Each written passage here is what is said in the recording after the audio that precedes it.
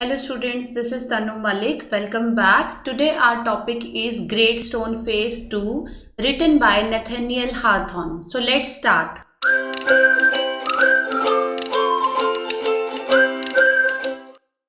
So this is scene 1 where Ernest has grown a little old. Many years passed. Ernest was now a man of middle age. To his neighbors, who never suspected that he was anything more than an ordinary and familiar face, he was only a humble and hard-working, though thoughtful person. But what about the old prophecy? Was it ever fulfilled? Let us read and find out. Now the chapter starts with that Ernest has grown old. बहुत साल बीत चुके हैं Ernest को wait करते करते और Ernest अब खुद थोड़ा सा ओल्ड हो गया है। बट गांव के लोग अभी भी अर्नेस्ट को एक ऑर्डिनरी मैन ही मानते हैं। सिर्फ उसमें इतना सा फर्क है कि वो आज भी उतना ही हम्बल है, हार्ड वर्किंग है, लेकिन बहुत थॉटफुल पर्सन हो गया है। वो पहले से और भी ज्यादा बुद्धिमान हो गया है। Now what about that old prophecy? There was an old prophecy which we read in part 1 that Ernest's mother told him when he was a kid. So will it be fulfilled or not? Let's read in the chapter. Now Ernest had been waiting for such a long time so that the prophecy may come true. But what happened? The years hurried on and brought white hairs upon the head of Ernest and made wrinkles across his forehead and furrows in his cheeks. Now Ernest जो है he has grown old now, उसके पूरे face पर अब wrinkles आ गई हैं। उसकी eyebrows के पास, उसके चीक्स के पास, हर जगह बहुत सारी फाइन लाइंस आ गई हैं, रिंकल्स आ गई हैं। He was an old man but now in when had he grown old. More numerous than the white hairs on his head were the wise thoughts in his mind, and Ernest had ceased to be obscure. Now, with the passage of time, Ernest has become old. उसके बाल भी बिल्कुल white हो गए हैं, उसकी दाढ़ी भी वाइट हो गई है और उसकी आईब्रोज भी वाइट हो गई हैं। बट वो ऐसे ही बूढ़ा नहीं हो गया है। अर्नेस्ट जो है वो दिन भर दिन और बुद्धिमान हो गया है। His thoughts has become wiser, and Ernest had still full faith that a man who has resemblance with the great stone face will definitely come. Now Ernest became famous throughout the valley. People come from far off places to meet him because he is the wisest man. Unsought for, undesired, had come the fame which so many seek. He had become famous beyond the limits of the valley. Now what happened with Ernest? Ernest ने कभी सोचा भी नहीं था कि वो इतना famous हो जाएगा और ना ही ये उसकी कभी इच्छा रही थी। बट वो इतना फेमस हो गया है कि दूर दूर से लोग उससे मिलने आते हैं। College professors and even the active man of cities came from far to see and converse with Ernest. हमने पार्ट 1 में पढ़ा था कि अर्नेस्ट कभी भी स्कूल नहीं गया था, but still he is so wisest that college professors and even the wisest men of cities come to see him. और वो सभी अर्नेस्ट के साथ कॉन्वर्सेशन करना चाहते हैं, उससे बात करना चाहते हैं, वो इतना वाइजेस्ट है। Now what was Ernest's reaction when people came to meet him? Was he becoming high-headed? No. He received them with gentle sincerity and spoke freely with them of whatever came uppermost or lay deepest in his heart or their own. जो भी लोग Ernest से मिलने आते थे, Ernest उनसे बहुत ही gently बात करता था और वो उनसे अपने सभी डीप थॉट्स भी शेयर करता था। While they talked together, his face would brighten unawares and shine upon them as with a mild evening light. जब अर्नेस्ट सबको एड्रेस करता था, सबसे बात करता था, तो उसका फेस और भी चमकता था, जबकि उसको इस बात का नहीं पता था। As with a mild evening light, जैसे शाम होते होते एक माइल्ड सी लाइट रह जाती है, इस तरह से अर्नेस्ट का फेस ब्राइट हो जाता था। Now again there is a surprise for Ernest. What was that? Somebody had come to meet him. While Ernest had been growing old, God had granted a new poet to this earth. जैसे जैसे Ernest और बड़ा होता जा रहा था, God ने उसके लिए किसको भेजा? एक पोएट को, जो कि इसी गांव का रहने वाला था। He too was a native of the valley. but had spent the greater part of his life in distant cities, pouring out his sweet music everywhere. ये जो राइटर या पोएट था ये इसी गांव का रहने वाला था, लेकिन अपनी लाइफ का कुछ समय बिताने के लिए दूर सिटीज में चला गया था. And he spread his love everywhere wherever he stayed. So here comes the poet. Now, what does the poet do? What is his work? Neither was the great stone face forgotten, for the poet had celebrated it in a poem. The songs of this poet found their way to Ernest. ये जो poet था, इसने भी great stone face से related बहुत सारी poems लिखी थी, और इन poems को Ernest भी daily पढ़ता था. He read them after his customary toil, seated on the bench before his cottage door. Ernest जब सारा दिन काम करके थक जाता था तो उसके बाद जो भी उसे थोड़ा बहुत टाइम मिलता था वो अपने कॉटेज के दरवाजे पर बैठकर उसकी बुक्स को पढ़ता था. कौन सी बुक्स? जिसमें ग्रेट स्टोन फेस का डिस्क्रिप्शन था. Now what is Ernest thinking about the poet? As he read he lifted his eyes to the mountain. O great stone face, he said, is not this man worthy to be your likeness? When Ernest was reading that poetry, he lifted his eyes to the great stone face. और उनसे पूछता है कि क्या ये जो poet है ये तुम्हारी लाइकनेस के लायक नहीं है? The face seemed to smile but didn't answer. Now it happened that the poet, though he lived so far away, wanted to meet the Ernest. Ernest ने ग्रेट स्टोन फेस से एक question पूछा, लेकिन great stone face ने कोई जवाब नहीं दिया. और इतने में क्या होता है कि जो पोएट जिसके बारे में अर्नेस्ट बात कर रहा था वो गांव आ रहा है अर्नेस्ट से मिलने.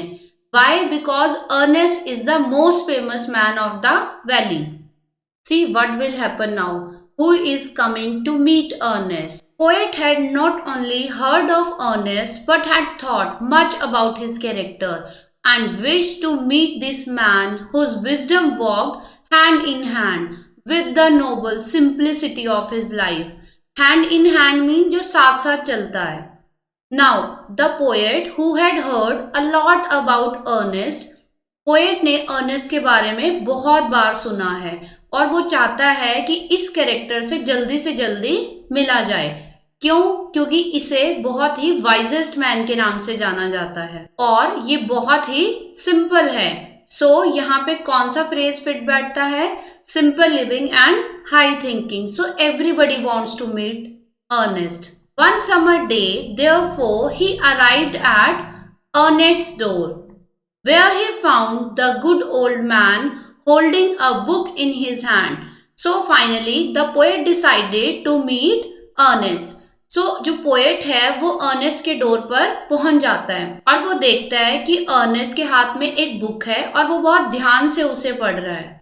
Now Ernest is reading that book when the poet meets him. Ernest was reading and then with a finger between the leaves looked lovingly at the great stone face. जैसे जैसे अर्नेस्ट उस book को पढ़ता है साथ साथ वो great stone face की तरफ देखता है. क्यों? क्योंकि पोएट ने उसमें ग्रेट स्टोन फेस का डिस्क्रिप्शन दिया हुआ है. Good evening said the poet, can you give a traveller a night's shelter. उसी टाइम पोएट आ जाता है और अर्नेस्ट को बोलता है, हेलो गुड इवनिंग, क्या तुम एक मुसाफिर को रहने के लिए जगह दे सकते हो? Gladly answered Ernest and then he added smiling, I think I never saw the great stone face look so hospitably at a stranger. Now Ernest answer करता है कि बिल्कुल क्यों नहीं, और अर्नेस्ट बहुत खुश होता है क्योंकि एक पोएट उससे बहुत दूर से मिलने आया है, लेकिन अभी तक पोएट ने बताया नहीं है कि वो कौन है. और अर्नेस्ट को लगता है कि जिस टाइम वो पोएट से बात कर रहा है ग्रेट स्टोन फेस उसे स्माइल दे रहा है और उसकी तरफ बहुत अच्छा एक्सप्रेशन दे रहा है. अब पोएट अर्नेस्ट के साथ उसी के घर में रुकने वाला है. The poet sat down beside him and he and Ernest talk together. Never before had the poet talk with a man like Ernest, so wise and gentle and kind.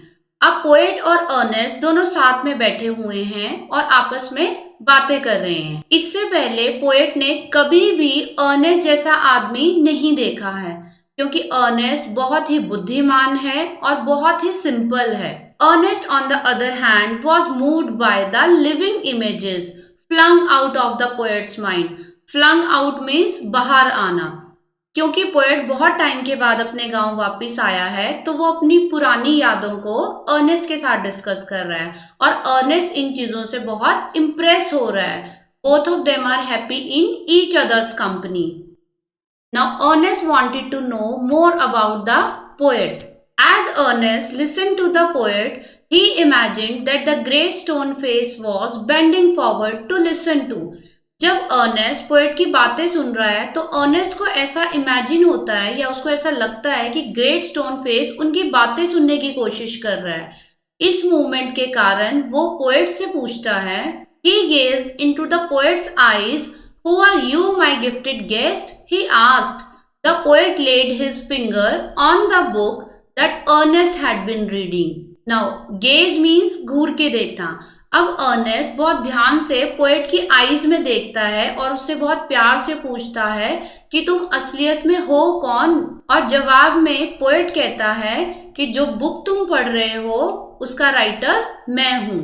You have read these poems, said he. You know me, then for I wrote them. Poet said कि तुमने ये सारी poems पढ़ी हैं और ये मैंने ही लिखी हैं, सो तुम मुझे बहुत अच्छे से जानते हो. Now Ernest is trying to find out something. What was that? Again and again, Ernest examined the poet's features. He turned towards the great stone face, then back. अब बार बार जब अर्नेस्ट और पोएट साथ में बैठे हुए हैं तो अर्नेस्ट पोएट के फीचर्स देख रहा है. वो बार बार उसके फेस को ऑब्जर्व कर रहा है और वो क्या करने की कोशिश कर रहा है, वो पोएट के फीचर्स को ग्रेट स्टोन फेस के फीचर से मैच करने की कोशिश कर रहा है. He shook his head and sighed. Why are you sad? Inquired the poet. जब अर्नेस्ट पोएट को ऑब्जर्व कर रहा है तो जल्दी ही वो अपसेट हो जाता है और पोएट उससे पूछता है कि अर्नेस्ट तुम इतने सैड क्यों हो. Because, replied Ernest, all through life I have awaited the fulfillment of a prophecy, and when I read these poems I hoped that it might be fulfilled in you. Ernest reply करता है कि उसने अपनी पूरी जिंदगी एक भविष्यवाणी के फुलफिल होने का वेट किया है और जब उसने इन पोम्स को पढ़ा तो उसे लगा कि शायद ये भविष्यवाणी तुम पूरी कर दोगे. उसका कहने का मतलब था कि शायद ये पोएट जब भी इस वैली में आएगा यही वो इंसान होगा जिसकी शक्ल ग्रेट स्टोन फेस से मिलती होगी. अब अर्नेस्ट की बात सुनकर पोएट हैरान हो जाता है और अर्नेस्ट को बताता है. You hoped, answered the poet, faintly smiling, to find in me the likeness of the great stone face. अब जो पोएट है वो बहुत हैरान हो जाता है और अर्नेस्ट को बोलता है कि ये बहुत अजीब सी बात है कि तुम मेरे अंदर likeness of great stone face ढूंढ रहे थे. Poet said, I am not worthy to be its likeness. Poet कहता है कि मैं इसके लायक ही नहीं हूँ कि मेरी लाइकनेस ग्रेट स्टोन फेस के साथ हो. अब पोएट ने ऐसा क्यों कहा? Now, poet wanted to tell something to Ernest. What was that? And why not? Asked Ernest. He pointed to the book. Are not those thoughts worthy? You can hear in them the distant voice of a heavenly song. Now Ernest said, क्या तुम्हें नहीं लगता कि ये जो book तुमने लिखी हैं और जो थॉट्स तुमने इसमें प्रेजेंट किए हैं ये बहुत ही हाई लेवल थॉट्स हैं और ये शायद कोई हेवनली वॉइस ही प्रेजेंट कर सकती है. But my life, dear Ernest, has not corresponded with my thoughts. I have had grand dreams but they have been only dreams. Poet reply करता है, डियर अर्नेस्ट, मेरे जो थॉट्स थे वो मेरी लाइफ के साथ सिमिलर नहीं चले. मीन्स पोएट ने अपनी लाइफ के लिए कुछ और सोचा हुआ था लेकिन उसके साथ लाइफ में कुछ और हुआ है. जो उसके सपने थे वो सपने ही रह गए. Means the poet is not at all happy with his life. So sometimes I lack faith in my own thoughts. Why then, pure seeker of the good and true, should you hope to find me in the face of the mountain? जो poet है वो बहुत sad mood में है और वो Ernest को बोलता है कि तुम खुद एक प्योर सोल हो और तुम मुझ में ग्रेट स्टोन फेस की लाइकनेस कैसे ढूंढ सकते हो. तुम्हें पता है अर्नेस्ट, समटाइम्स मैं अपने विचारों में ही विश्वास नहीं करता था. The poet spoke sadly and his eyes were wet with tears. So too were those of Ernest. Now the poet is here sad. और अपनी कहानी बताते बताते उसकी आईज वेट हो जाती हैं with tears. And same is the condition of Ernest. Poet is sad क्योंकि उसके ड्रीम्स फुलफिल नहीं हो पाए. एंड अर्नेस्ट इज सैड क्योंकि अभी तक भी वो प्रोफेसी प्रूव नहीं हुई है. Now it is evening time and Ernest has to go out. Why? At the hour of sunset, as had long been his custom, Ernest was to speak to a group of neighbours in the open air. Ernest के village में ये tradition बन चुका है कि जैसे ही evening time होता है अर्नेस्ट चला जाता है अपने गांव के लोगों से ओपन एयर में बात करने.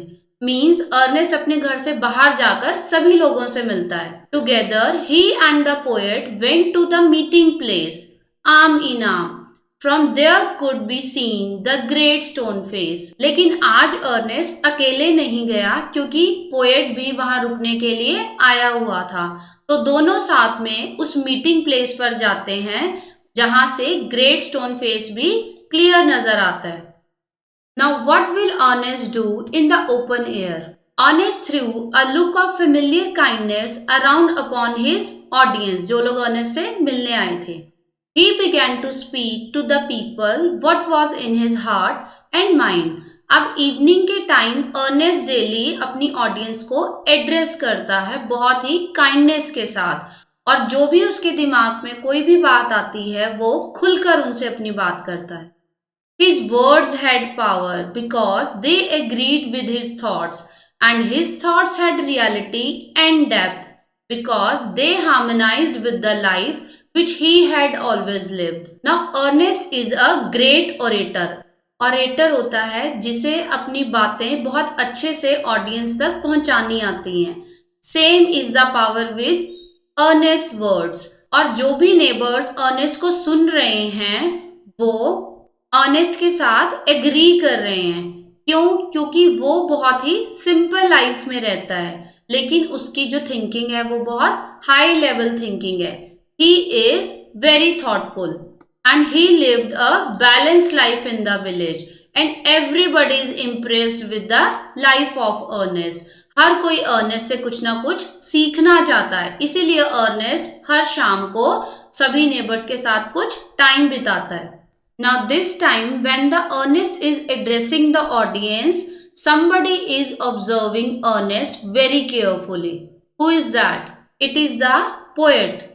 It was not mere breath that the preacher uttered. They were the words of life. A life of good deeds and selfless love was melted into them. अब जो भी बातें अर्नेस्ट ने कही हैं या जो भी उसके थॉट्स हैं वो सिर्फ एक वर्ड्स नहीं हैं जो उसने बना के बोल दिए. That is not just a speech. ये अर्नेस्ट की लाइफ के कुछ खुद के अच्छे काम हैं, उसके खुद के गुड एक्शंस हैं और उसका सेल्फलेस लव. सेल्फलेस मीन्स जब आप अपने बारे में नहीं सोचते और बाकी सबके लिए सोचते हो. Selfless love was melted into them. Ernest ने स्टार्टिंग से ही अपने बारे में ना सोचकर सबका भला करने की कोशिश की है. शायद इसीलिए गांव के सभी लोग अर्नेस्ट को बहुत पसंद करते हैं. The poet as he listened felt that the life and character of Ernest were a nobler strain of poetry than he had ever written. Now poet is the only one who is observing Ernest very carefully. Poet felt that जो भी Ernest का life और उसके character है, जिस तरह के actions हैं अर्नेस्ट के, वो उसकी पोएट्री से भी बेटर हैं. Now the poet is highly impressed with Ernest. His eyes filled with tears and he said to himself that never was there so worthy a sage as that mind. As the poet was listening to Ernest, उसकी आंखों में आंसू भर आते हैं और वो अपने आप से कहता है कि अर्नेस्ट एक संत के समान है और उसने इतना काइंड पर्सन आज तक नहीं देखा. Sweet, thoughtful face with the glory of white hair diffused about it.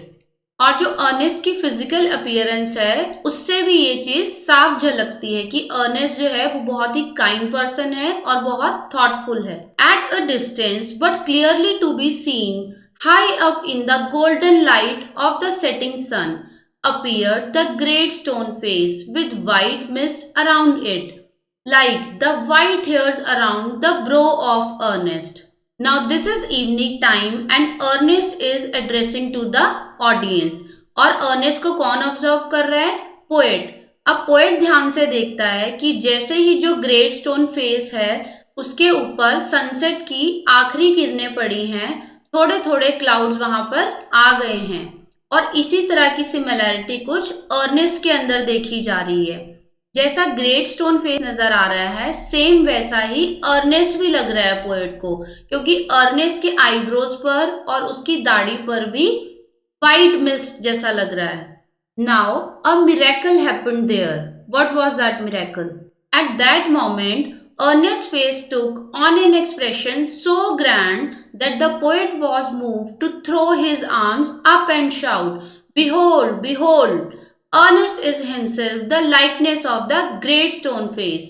जब अर्नेस्ट सारी ऑडियंस को एड्रेस कर रहा था तो एकदम से उसके एक्सप्रेशंस कुछ इतने अच्छे आते हैं कि जो पोएट है वो जोर जोर से चिल्लाने लगता है, रुको रुको, Ernest is himself the likeness of the great stone face.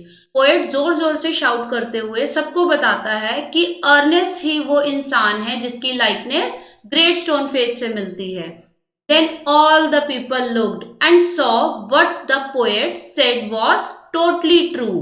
अब जैसे ही पोएट ने रेफरेंस दिया वहां आए सभी लोग मुड़कर अर्नेस्ट को देखने लगे और सभी ने इस बात को ही ट्रू माना क्योंकि उन्हें भी इसमें बहुत सिमिलैरिटीज लगी। So finally the prophecy was fulfilled because Ernest has a likeness with the great stone face. But Ernest, having finished what he had to say, took the poet's arm and walked slowly homeward. लेकिन अभी भी Ernest जो है वो खुश नहीं है और वो अपनी बात को खत्म करके पोएट की आर्म पकड़ के वापस अपने घर की तरफ चला जाता है, still hoping that some wiser and better man than himself would by and by appear, bearing a resemblance to the great stone face. Now, Ernest is still not happy because उसे अभी भी लगता है कि शायद कोई उससे भी बेटर ह्यूमन बीइंग कभी ना कभी इस गांव में आएगा जिसकी रिसेम्बलेंस होगी ग्रेट स्टोन फेस से। Now, why is Ernest thinking so when the prophecy is fulfilled? Because Ernest को अभी अपने रियल टैलेंट और एबिलिटीज का नहीं पता है, बट जो बाकी लोग हैं चाहे वो पोएट है या बाकी गांव के लोग हैं सभी को पता है कि आसपास की सभी सिटीज में सबसे वाइजेस्ट सबसे थॉटफुल अर्नेस्ट है and he is the real likeness of great stone face. So this is the end of the chapter.